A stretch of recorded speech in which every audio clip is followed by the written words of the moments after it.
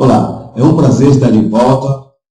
Que Deus abençoe você. Muito obrigado por você ter nos acompanhado aí no estudo da lição da Escola Sabatina, aliás, no resumo, no super resumo do estudo da lição da Escola Sabatina. Nessa semana, que é a penúltima semana, a semana que vem é a última semana, nós estamos hoje lidando com más decisões. E nós vamos entender as decisões que o povo de Israel tiveram ou tomaram e quais foram as consequências. E o que isso pode acarretar conosco também ao nós tomarmos algumas decisões que não são boas para nós mesmos e talvez para outras pessoas também. Ok? Então, eu quero que você nos acompanhe aí para que você possa entender o que Deus quer nos dizer da história do Israel do passado para a nossa vida hoje também. E aí, no próximo trimestre, nós iremos dar esta lição aqui, do profeta Daniel. Eu já falei no estudo anterior, mas é muito importante que você tenha a sua lição, que você não só acompanhe os vídeos, né? Tem outras pessoas também que postam os vídeos da lição, mas é muito importante que você adquira a sua lição e que você também estude sua lição e, ao estudar, você possa comparar também com o nosso vídeo aqui ou com outros vídeos também de outros pastores, para que você possa aí ter um maior entendimento e, acima de tudo, que você possa praticar a palavra de Deus. Eu quero, neste momento, começar orando, como sempre faço, para que o bom Deus nos ilumine e nos capacite no entendimento, na explanação do resumo da lição dessa semana. Bom Deus, nós te agradecemos pelo dom da vida. Pedimos que o teu Santo Espírito seja conosco para nos iluminar e que, ao nós recapitularmos agora, fazemos um resumo desta lição, a tua graça se manifeste conosco e que nós possamos entender o teu plano para a nossa vida. Peço-te em nome do Senhor Jesus. Amém. Ok. O povo de Israel, vez após outra, lidava com problemas causados por más decisões. Esdras e Neemias estavam muito preocupados, pois os israelitas tinham se misturado com outras nações através de casamento. Com isso, as religiões cananitas se espalharam por todo Israel, até que Baal e Astarote passaram a ser adorados em todos os lugares altos lá em Israel. Balaão foi quem aconselhou os moabitas a enviar suas mulheres aos israelitas, certos de que eles se afastariam de Deus. E foi exatamente isso que aconteceu. A influência dos cônjuges pagãos nas famílias do povo de Israel foi muito prejudicial. Esdras e Neemias sabiam das influências negativas que os incrédulos ou adoradores de ídolos já haviam causado ao povo de Deus ao longo da história. Eles não ignoraram o assunto, mas lutaram contra o problema, desejando levar a nação a um profundo relacionamento com Deus. Neemias reagiu de forma austera e muito firme. Alguns estudiosos da Bíblia destacam que as ações de Neemias provavelmente humilhassem o povo publicamente como parte dos castigos prescritos naquele tempo. Quando é dito que ele os repreendeu e os amaldiçoou, não temos que pensar que o servo de Deus usou linguagem suja ou ofensiva, mas que ele proferiu as maldições descritas em Deuteronômio 28 sobre aqueles que quebraram a aliança. Neemias sabia que, se quisesse levá-los à compreensão de suas ações erradas e das consequências de suas más escolhas, tinha que usar as palavras da Bíblia. O bíblico ainda diz que Neemias espancou alguns e lhes arrancou os. Sem o conhecimento da cultura da época, é fácil vermos Neemias indignado e agindo com fúria. Mas uma surra é uma punição pública prevista na lei deles. E essa conduta foi aplicada apenas a alguns deles, ou seja, aos líderes que causaram ou promoveram a conduta errada de todo o povo. Para Neemias, a situação do povo era terrível, pois as crianças não falavam a língua dos pais,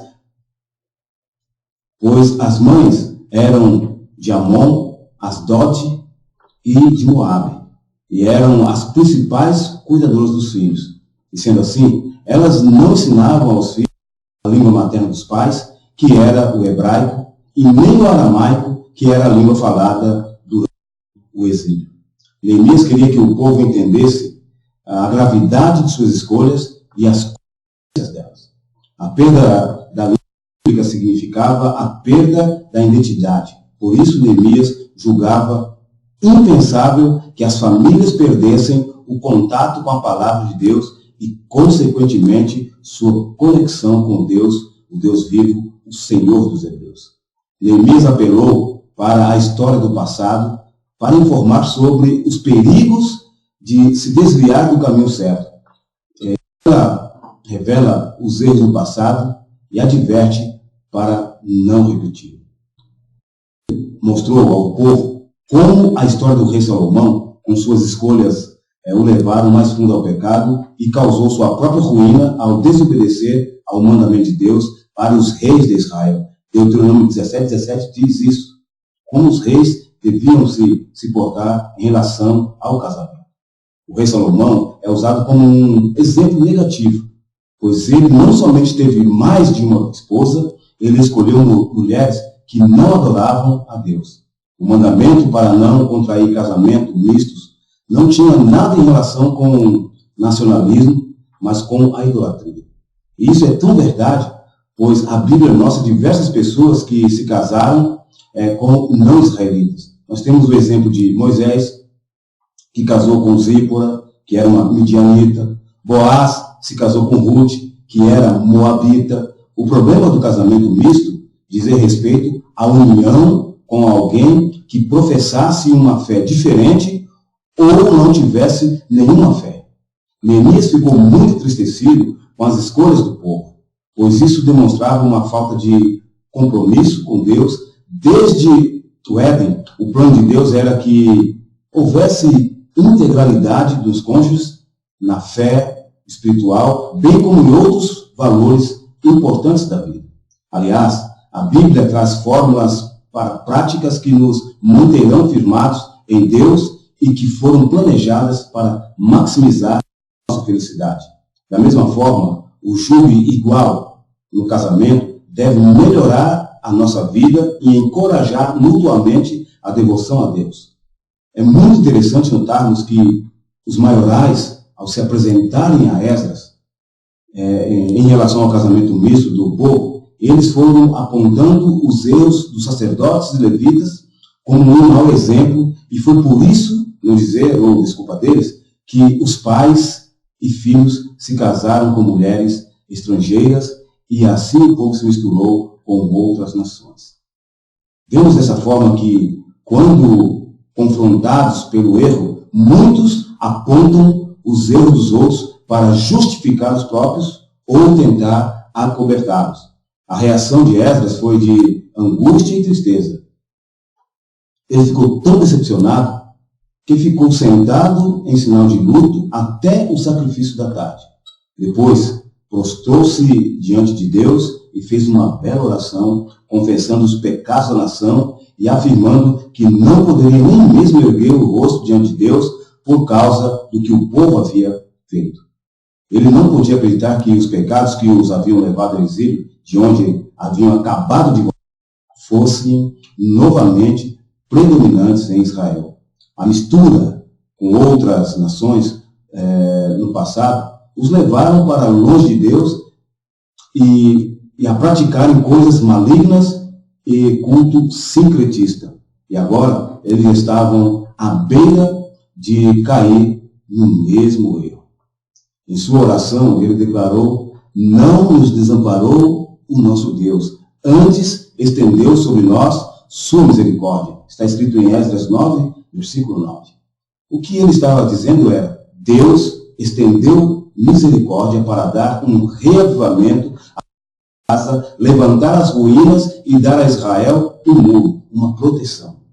Esses são todos verbos de ação, mostrando que Deus não abandonou seu povo, mas o ajudou para que essas 4 coisas pudessem acontecer. Ele trabalhou para consertar a casa, reconstruir as ruínas, dar um muro e reavivar o povo. Ele tinha salvado a vida deles, dado a eles o que precisavam, e os havia reavivado para que pudessem fazer o trabalho que devia ser feito na cidade de Jerusalém. Além disso, ele os reavivou para que pudessem ser inteiros novamente. Mas eles estavam jogando todas as bênçãos de Deus fora por meio do casamento com adoradores de ídolos.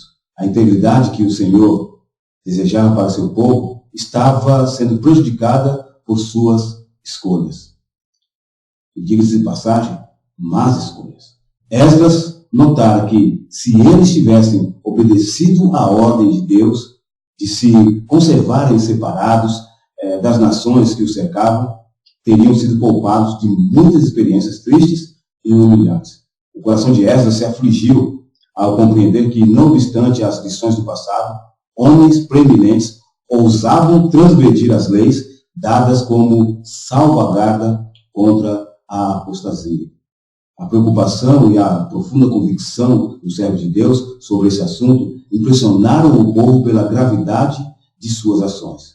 Eles começaram a se reunir ao redor de Esdras e choravam com ele. Vemos aqui que um homem ou mulher inteiramente dedicado a Deus pode ter uma profunda influência sobre aqueles que o rodeiam. Eles se reuniram em assembleia e decidiram mandar embora as esposas estrangeiras, e essa não foi uma decisão simples e fácil. Alguns desses casamentos mistos já haviam gerado filhos, e mandar embora mães que tinham filhos não parece racional nem correto. No entanto, devemos lembrar que esse foi um momento único no qual Deus estava recomeçando sua história com o povo de Israel e, em certo sentido, eles estavam firmando um pacto com ele. Seguir a Deus vai exigir muitas vezes de cada um de nós medidas radicais. Esses casamentos não estavam de acordo com a vontade de Deus. Por isso, não há menção de divórcio. Esdras conhecia a terminologia usada regularmente para divórcio, mas ele optou por não usá-la. Por isso, é bem evidente que ele não considerou aqueles casamentos válidos depois que descobriu que eles transgrediam o mandamento da Torá. Ou seja, os casamentos foram anulados porque eram contrários à lei divina e, portanto, inválidos. Não há relatos de que aconteceu com as esposas e os filhos e o impacto dessa ação sobre a comunidade. Sabe-se que, de acordo com os costumes da época, os ex-maridos teriam que arcar com todos os custos de transferência das ex-esposas e filhos. E é bem provável que elas retornaram à casa de seus pais. E não demorou muito para que alguns dos judeus começassem a se casar com mulheres incrédulas, e talvez alguns tenham buscado as esposas que tinham ido embora. A solução foi passageira. Isso deve à natureza humana e ao ciclo de altos e baixos do compromisso com Deus.